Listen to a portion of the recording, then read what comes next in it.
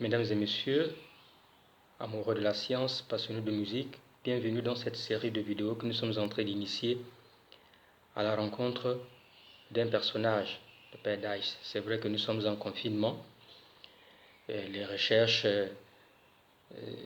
dans les grands centres de réflexion intellectuelle sont en vie ralentie parce que les agglomérations sont interdites, mais les investigations continuent. C'est le cas par exemple du professeur Thomas Romer du Collège de France, spécialiste de Bible et titulaire des milieux bibliques, qui depuis avril passé a initié une série de conférences que l'on retrouve sur Internet intitulées Les autres mots de la Bible. En fait, c'est une série de conférences où à chaque fois il prend un mot de la Bible et il interprète les autres mots de la Bible, complète un livre qu'il avait écrit quelques années auparavant, intitulé Les 100 mots de la Bible. Dans ce livre, il avait interprété 100 mots de la Bible. Et donc les conférences qu'il a initiées durant ce temps de confinement, il intitule Les autres mots de la Bible, donc, où il interprète d'autres mots qu'il n'avait pas eu à interpréter dans son livre. Donc, nous aussi, on veut s'inscrire dans cette dynamique. Ce n'est pas un effet de mode, mais c'est parce que nous voulons tenter un pari. Depuis quelques années, nous cheminons avec le Père Dice et nous voulons le révéler, nous voulons montrer, présenter les découvertes à mi-parcours que nous sommes en train de faire avec ce personnage que nous avons rencontré par personne interposée, par la médiation du Père Innocent. La question de médiation, nous la connaissons, est très intéressante et très pertinente dans le domaine biblique, le domaine théologique, où généralement on peut rencontrer quelqu'un par personne interposée ou par présence directe. C'est le cas par exemple des saints que nous rencontrons avec une communion que nous n'avons pas connue, mais que nous communions avec leurs écrits en allant sur leur lieu de pèlerinage, en touchant les choses qui leur ont appartenu. C'est aussi le cas par exemple des acteurs que nous rencontrons par contact avec un film, en ayant écouté sa musique. Eh bien, ce n'est pas via le direct. Donc dans notre cas aussi, nous avons rencontré le Père Dice via la médiation du Père Innocent. Nous étions dans sa voiture il y a quelques années. Et donc une musique retentissait, une musique très intéressante, une musique sacrée qui produit un effet en moi. Après quelques échanges avec lui, il me révéla que c'était le CD, le coffret qui était sorti quelques mois après le décès du Père Dice. Et il me révéla aussi que le Père Dice était avec lui membre de l'équipe de formation à Clamart en France. Et la troisième révélation qui me fit est que dans ce CD-là, il y avait des partitions incorporées. Il faut donc dire que nous étions là à l'époque où j'avais commencé petit à petit mon initiation autodidactique à la lecture, à l'écriture et à la pratique instrumentale de la musique. Et j'étais là donc au premier cycle de philosophie. Et après donc introduire le CD dans l'ordinateur, effectivement, il y avait des partitions. Je fis donc l'impression de ces partitions-là. Après l'avoir lu et écouté plusieurs fois le CD, quelque chose, un effet se produit en moi. Je me mis donc à faire la collection et la collecte des œuvres de Dice. Ce fut donc un des premiers pas à la rencontre de ce personnage. Au cycle de théologie, la naissance de la passion pour la pratique scientifique se fit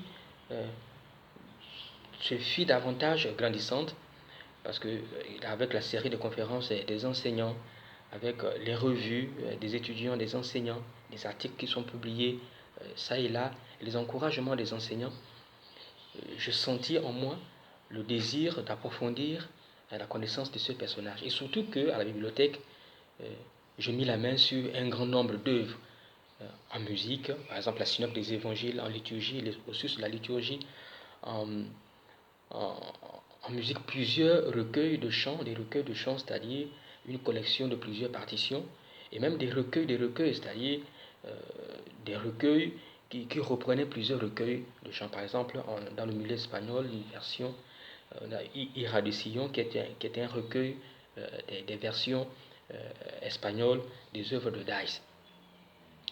Et donc il fallait quelque chose commençait donc à naître, à bouillonner en moi une passion à l'écriture, une passion à la composition musicale. Et donc j'écris un premier article euh, dans la revue de l'école. Et je commençais donc aussi à composer des mélodies dont les résultats sont sans précédent maintenant. Mais nous étions habitués au cycle de théologie à l'analyse exégétique. En rencontrant des œuvres de Dice, je vis que ces œuvres portaient principalement sur des textes bibliques. Et une question naquit en moi, comment est-ce que dans un travail, on peut euh, analyser d'une part la péricope, comme cela se faisait déjà, et d'autre part analyser les signes musicaux, donc faire une analyse musicologique. J'écris un premier article justement où j'ai interprété la partition de Souviens-toi de Jésus-Christ, où d'une part j'analysais la l'analyse exégétique de la péricope, et d'autre part j'analysais aussi les signes musicaux, je fais l'analyse musicologique. Je vis que cela était intéressant. On pouvait donc mélanger ces deux éléments dans un seul travail. J'écris un deuxième article et à la fin du cycle, je vis donc, la nécessité d'oser faire un travail de fin de cycle sur cette double méthode en prenant une partition, en faisant d'abord l'analyse exégétique comme cela se faisait à l'Institut théologique, mais aussi d'autre part en faisant l'analyse musicologique. C'était original, les enseignants ont apprécié. Donc j'interpréta la partition La joie du Seigneur est notre rempart, qui est composée à partir du livre de Néhémie. Et donc, je vis que la méthode commençait à être intéressante pour moi, elle me fascina. Je me suis dit, pourquoi ne pas continuer à approfondir la question? Parce que justement, l'étude d'un auteur ne se limite pas à la collecte ou à la collection de ses œuvres ou à son imitation servile, mais en voulant marcher sur ses traces. Parce que quand on étudie un auteur, ce que on est fasciné, on est passionné par cet auteur, on veut qu'il soit notre maître. Et nous, on se positionne comme son disciple. Et donc, en s'inscrivant dans l'école du maître, on veut faire comme le maître. Bien évidemment, ce n'est pas une imitation servile. On veut partir de ce qu'il fait et, à partir de cela, construire quelque chose de nouveau à partir de notre génie personnel. Et donc, c'est dans ce domaine que je me situe en ce moment. Donc, les recherches que je suis en train de mener visent donc à chaque fois à approfondir des thématiques qui sont abordées dans la grande œuvre lucène daïtienne pour voir sa pertinence, pour voir sa richesse. Parce que je pense que Dice n'est pas très connu. On le connaît en tant que musicien, on le connaît en tant que théologien, on le connaît en tant que prêtre, mais ses œuvres ne sont pas très approfondies. Sur le net, on trouve des bribes de notices biographiques qui se complètent, etc.